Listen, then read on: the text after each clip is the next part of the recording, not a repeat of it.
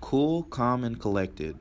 Above the water, this duck seems fine, but below the surface, it's struggling to stay afloat.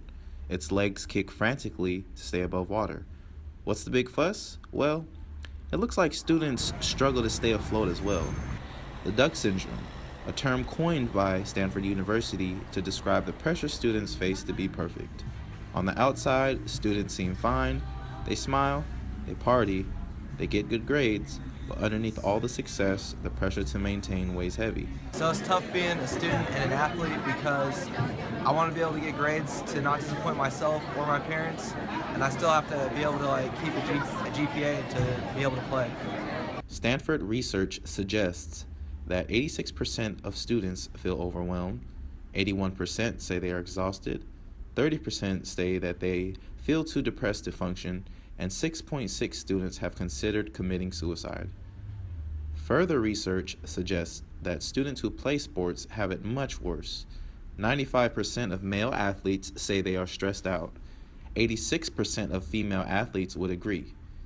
Some of the causes are fear to be different, making up missed work, and finishing papers, tests, and exams. A study done by Mind Body Green Research shows that students today have the worst emotional health ever. They also say that stress is the #1 academic disruption. To take my research further, I interviewed Dr. Carroll. She is a psychologist and she is also an expert on teen self-esteem. Her article on the duck syndrome was also featured on the Dr. Oz show. Basically, on the outside, think of a duck gliding across the water. The top part of the water, the duck looks very serene and calm, just floating along. That's the way these students want to appear all the time. I think a lot of times the parents don't even know this is happening, because when the teens will tell me, oh, I'm dealing with this, I'm dealing with that, I'll say, what do your parents say? And they'll say, I don't want to bother my parents.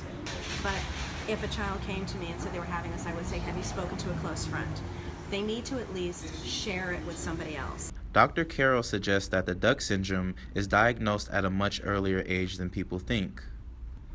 She also suggests that kids who feel these symptoms should talk to their parents. In San Francisco, I'm Daniel Robertson, reporting for Academy of Art University's K-Art News.